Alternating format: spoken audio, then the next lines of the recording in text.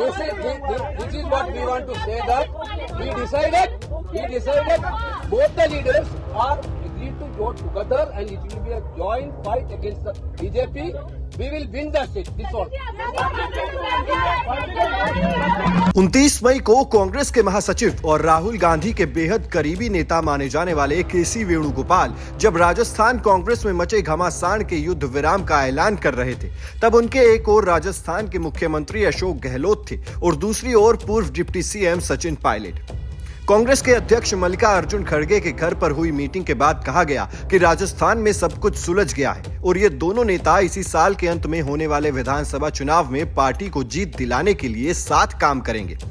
लेकिन शायद ऐसा नहीं हो सका है और अब चर्चा है कि राजस्थान की राजनीति में जल्द ही एक बड़ा जलजला आने वाला है, जिसकी तारीख 11 जून है।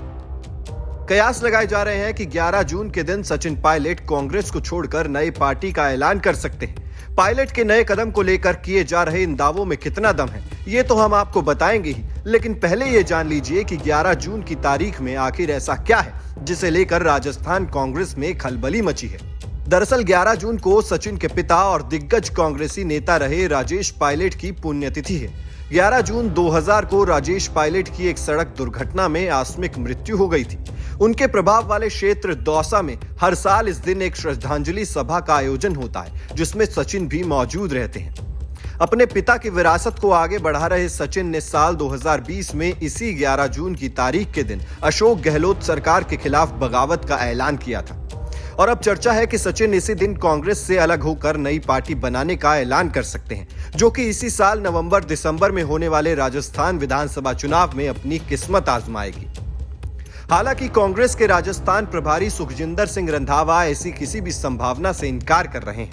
पार्टी बनाने जा रहे हैं सर 11 जून। मैं आपसे सुन रहा हूं, तो मेरा ख्याल ऐसी कोई बात नहीं है, ना ही उनकी पहले मन था ना ही अब मन है। आज कैबिनेट की कांग्रेस भले ही पायलट की बगावती हो जाने की बात से इनकार कर रही हो, लेकिन अगर सचिन ने नई पार्टी बनाने की चर्चा की है तो उसकी कुछ ठोस वजहें भी हैं।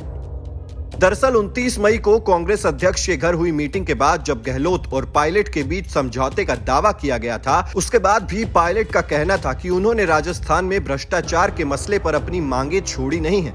यानी पायलट ने अपने पास एक ऐसा मसला बचा रखा है जिसका इस्तेमाल करके वो कभी भी कांग्रेस से बाहर हो सकते हैं।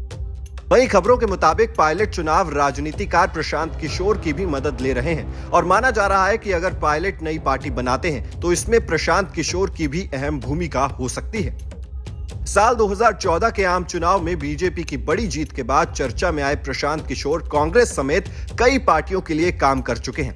ऐसे में सचिन अपने नफा नुकसान का पूरा आकलन करने के बाद ही कोई फैसला करेंगे।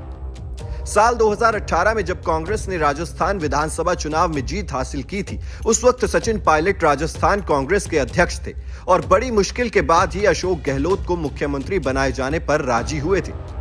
साल 2020 में उन्होंने कुछ विधायकों के साथ बगावत कर दी थी और महीने भर तक बड़ी मशक्कत के बाद गहलोत अपनी सरकार को बचाने में कामयाब हो सके थे।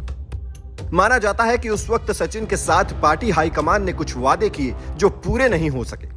बहरहाल अब राजस्थान विधानसभा चुनाव में कुछ ही महीने का वक्त बचा है, लिहाजा पायलट को जल्द ही कोई फैसला लेना होगा, जिसके लिए 11 जून की तारीख बेहद अहम है। Team news nation digital.